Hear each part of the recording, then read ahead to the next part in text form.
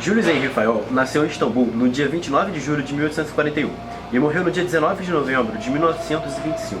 Se formou em engenharia de Minas e foi diretor-geral de uma das grandes empresas da época, a mineradora de carvão francesa Comenterie Forchambou de Cazeville. A teoria de Fayol só passou a ser estudada e aprofundada após a publicação do seu livro Administração Industrial Geral, em 1916, nos Estados Unidos. Enquanto isso, a teoria de Taylor, administração científica, era mais seguida pela maior parte dos executivos. A teoria clássica caracteriza-se pela ênfase na estrutura organizacional, pelo conceito de homem econômico e pela busca da máxima eficiência.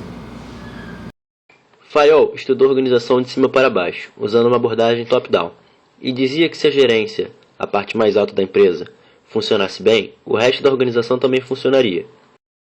Para Fayol, a administração constitui fator de grande importância na direção dos negócios, grandes, pequenos, industriais, comerciais, políticos, religiosos ou de qualquer outra índole. Ele argumentava que a administração, embora fundamental, era apenas uma das atividades necessárias de qualquer empresa, e que ela não existia apenas nos níveis mais altos da hierarquia organizacional, sendo distribuída em toda a organização. Para ele, as empresas possuem 6 funções essenciais: técnicas, comerciais, financeiras, segurança, contabilidade e administrativa. Dentre essas, as mais importantes são as administrativas, que consistem em planejamento, organização, direção, coordenação e controle. O planejar significa pensar no futuro, tentando visualizá-lo e, a partir disso, estabelecer meios para alcançar os objetivos.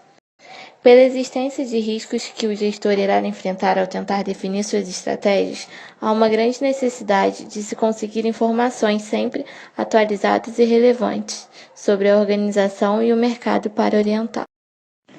Organizar se refere à distribuição, alocação e emprego de todos os recursos da empresa, alocando-os da melhor forma segundo o planejado. A atividade de direção tem como objetivo orientar ou dirigir o pessoal na execução, assegurando que as 6 funções essenciais estejam seguindo uma única direção. A coordenação aborda questões relativas à união da equipe de trabalho, visando harmonizar todos os atos e esforços coletivos, tendo em vista a consecução dos objetivos da organização. A ação de controle está vinculada às funções de verificação para que tudo seja executado de acordo com as estratégias estabelecidas. É preciso acompanhar a execução do planejamento. Fayol analisou a organização, partindo do todo para as partes, deixando claro que a divisão do trabalho pode ser vertical, segundo níveis de autoridade e responsabilidade, ou horizontal, de acordo com os departamentos, segundo os diferentes tipos de atividades. Ele também apresentava os conceitos de linha e staff. Os órgãos de linha seguem o princípio da autoridade de comando, respeitando a hierarquia. Os órgãos de staff, por sua vez, possuem autoridade de especialistas em suas áreas. Assim sendo, têm o direito de apenas aconselhar, recomendar e orientar.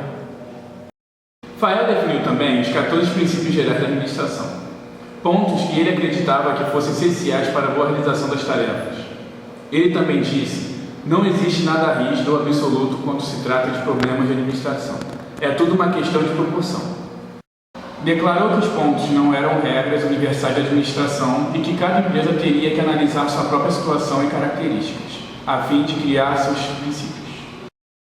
Os 14.0: divisão do trabalho, autoridade e responsabilidade, disciplina, unidade de comando, unidade de direção, subordinação de interesse individual ao interesse geral, remuneração de pessoal, centralização, hierarquia, ordem, equidade, estabilidade pessoal, iniciativa e espírito de equipe.